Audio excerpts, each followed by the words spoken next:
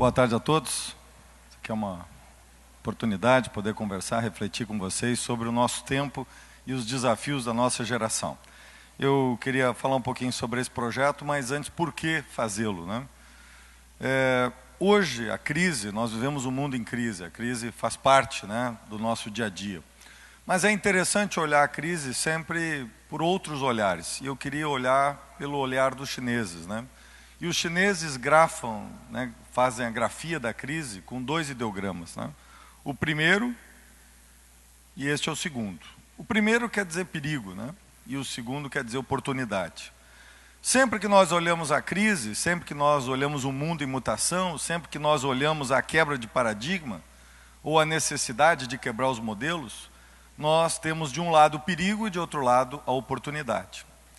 O Bauman, que é um grande pensador do nosso tempo, ele fala, né, da pós-modernidade, ou ele fala não, modernidade líquida, e ele, na sua reflexão, eu diria que ele coloca três grandes características do nosso tempo. De um lado, a fragmentação, ou seja, né, a atomização de um lado, o individualismo, mas também a fragmentação hoje dos processos produtivos. Nós podemos hoje produzir um material na China, montar ele no México, comercializar ele em qualquer outro país, ou seja, nós podemos hoje fragmentar as cadeias produtivas, temos uma capacidade, portanto, né, que leva também a uma atomização. Mas há uma fluidez, né? Uma fluidez porque hoje é o intangível. Hoje a riqueza não está mais nas fábricas, a riqueza está hoje nos bytes, está nas ações, está na volatilidade, na fluidez, portanto, das nossas, né, relações, no conhecimento, né, que é intangível. E o terceiro elemento, a terceira característica do nosso tempo é exatamente a fugacidade.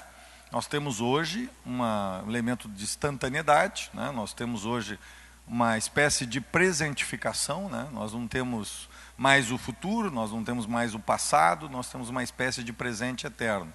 Mas, ao mesmo tempo, nós temos essa instantaneidade, nós sabemos o que acontece em qualquer parte do mundo, em qualquer tempo, o que antes, né, quando eu era criança, levava um dia inteiro para a gente fazer uma ligação interurbana até São Paulo. E hoje, né, nós fazemos instantaneamente, falamos com o mundo inteiro a qualquer momento. Então, nós sabemos o que acontece e isso é fugaz, né? Isso é uma característica do nosso tempo. Se nós temos a fragmentação, se nós temos a fluidez e se nós temos a fugacidade, é verdade sim que isso aparece de um lado como perigo, né? Porque nós temos, né, nesse perigo o desencanto, porque há aqui o que eu diria de um individualismo exacerbado, né? As pessoas nesse perigo, né, ela pode levar ao individualismo, onde as pessoas se isolam, né, ou como o Lobão dizia, né, a nossa sala vira a nossa cela, né, e é uma possibilidade. Mas é possível também, como oportunidade, neste mundo, né, que vive a fragmentação, vive a fluidez e vive a fugacidade, nós podemos também utilizar esse potencial para uma cultura colaborativa. Hoje nós temos 2 bilhões de homens e mulheres em todo o mundo que estão conectados. Nós temos 3 bilhões hoje que utilizam o celular. Então, há hoje uma capacidade de conexão que nunca teve na nossa história. E essa capacidade é, sem dúvida, uma oportunidade de, através da cultura colaborativa, nós gerarmos uma inteligência coletiva.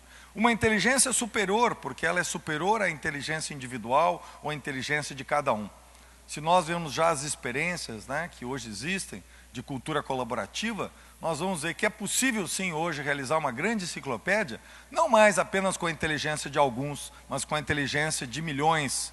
E é esta grande capacidade, né, que está diante de nós.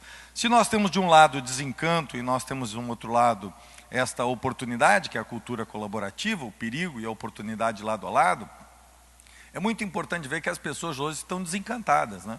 Estão desencantadas com a política, estão desencantadas com o dia a dia, e isso reflete na gestão pública. Mas, ao mesmo tempo, é necessário dizer que há uma espécie de ponte possível para reencantar as pessoas. E este reencantamento é possível a partir da polis. É na cidade, é na polis, que nós temos as nossas raízes. É na polis que nós temos a nossa identidade, né, onde nós temos, né, a nossa história. E, portanto, a partir da polis, é possível sim recuperar, portanto, reencantar as pessoas com aquilo que vem da polis, que é a política. Mas a boa política, A política que leva, né, as pessoas a construir o seu futuro, a construir coletivamente, né, o seu destino.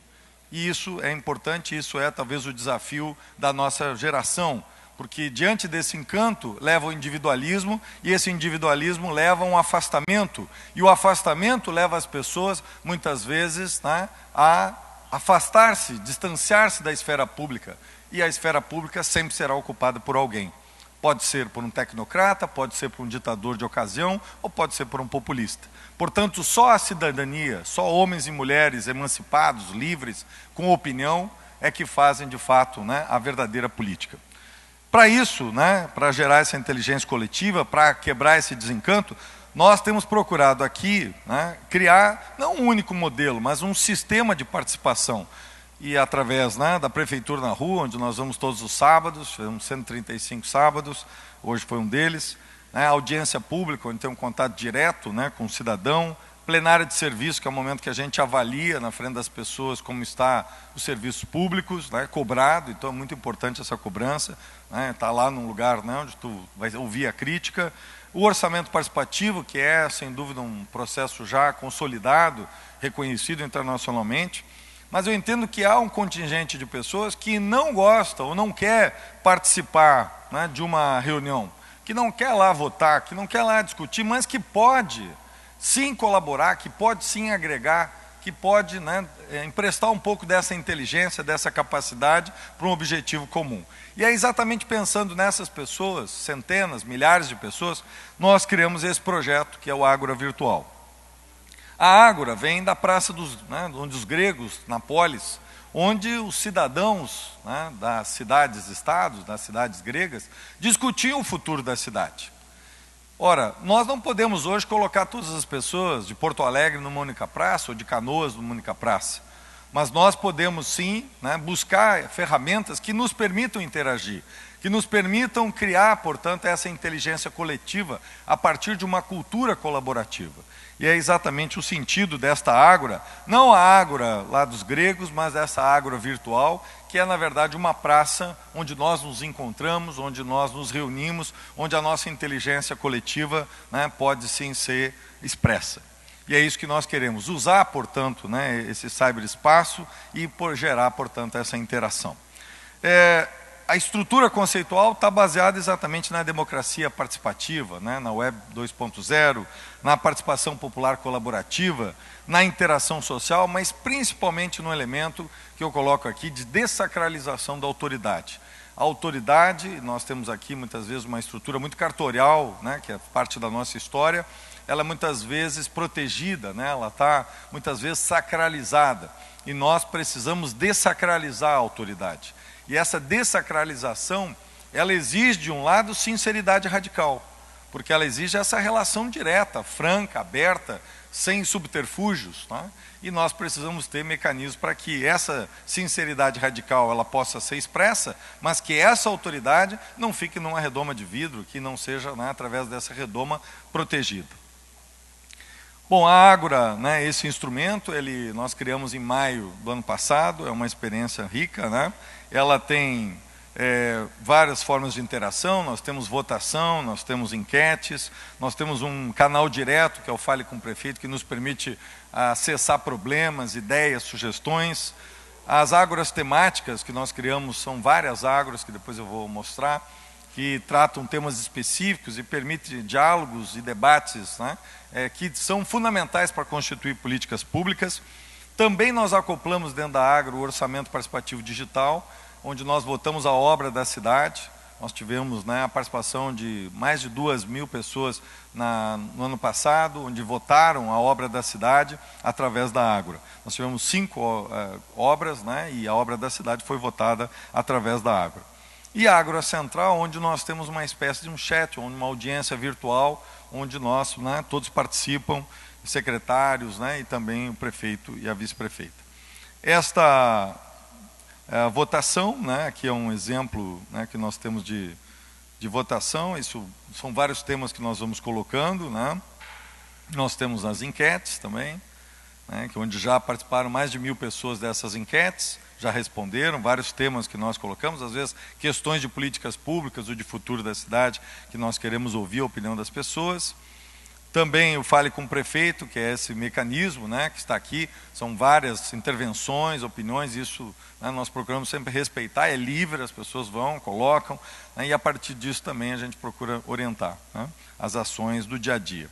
Também nós temos, né, as ágoras temáticas, né, que são várias, nós temos aí cultura, desenvolvimento econômico, desenvolvimento social, habitação, educação, esporte e lazer, meio ambiente, obras, saúde, segurança, serviços urbanos e transporte, ou seja, várias áreas onde o cidadão, a cidadã, todos aqueles podem trazer, né, a sua opinião, ideias, sugestões e também uma provocação, que é muito importante, sobre as questões mesmo das políticas setoriais.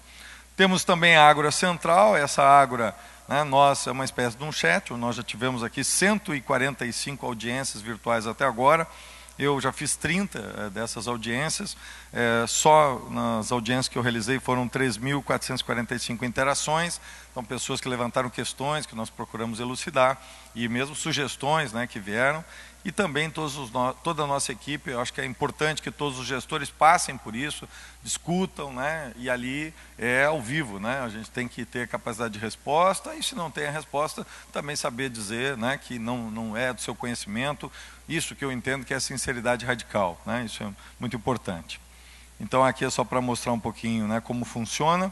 Aqui nós temos, né, uma espécie de uma praça, as pessoas tomam assento, né, as pessoas participam, e elas podem também dialogar entre elas sem nenhuma interferência nossa, né, dos mediadores. Então elas podem fazer um diálogo sobre aquilo que está sendo discutido, uma conversa, né, entre os participantes.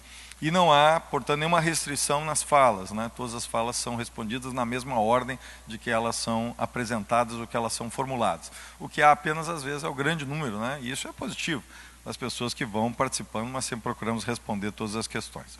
Apenas alguns números gerais assim da Ágora, nós tivemos 38.105 acessos até agora, 212 mil visualizações. Nós temos hoje, eu acho que esse é o dado mais positivo, 5.000 pessoas cadastradas. Então a pessoa tem que fazer um cadastro, porque nós estamos falando aqui de cidadania. Nós não estamos falando, não existe cidadania com anonimato. O anonimato é um direito, mas não no que diz respeito à esfera pública.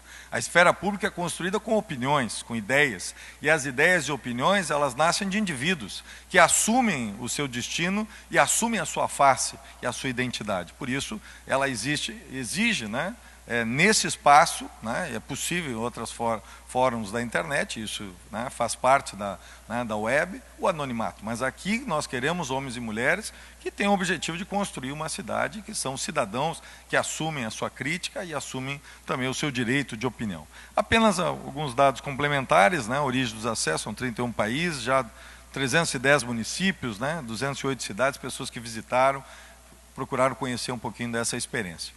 Eu acredito, sem dúvida, né, que essa Ágora é apenas uma ferramenta, né, a internet ou mesmo os mecanismos, né, que nós temos hoje, eles devem nos servir para que a gente possa estabelecer pontes com as pessoas, estabelecer mecanismos, né, que a gente possa incentivar, quebrar esse desencanto das pessoas, quebrar esse momento, né, das pessoas de afastamento da cidade, o afastamento, né, das ações coletivas, né, e construir na individualidade, respeitando sempre a liberdade e a igualdade, né, construindo, portanto, um futuro comum. Eu acho que essas ferramentas têm que nos auxiliar para construir esse objetivo, e eu acho que esse é o grande desafio da nossa geração. Acho que todos nós temos que estar imbuídos. Aqui é uma questão que transcende ideologias, transcende partidos, é algo que está no nosso tempo, né? Um desafio diante do perigo, sim, do desencanto, e é um perigo, né? Porque, como eu disse, né, depois do desencanto,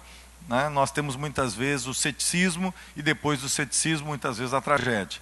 Nós temos que antes do desencanto, reencantar as pessoas e mostrar que é possível sim construir esse novo destino, que é o destino comum, que é a comunidade, né, que é o que nós desejamos. Então, eu queria trazer para vocês de forma muito sintética, né, rápida, o que significa a Ágora virtual e o que significa esse sistema de participação cidadã, né, que nós estamos construindo aqui na cidade de Canoas. Muito obrigado.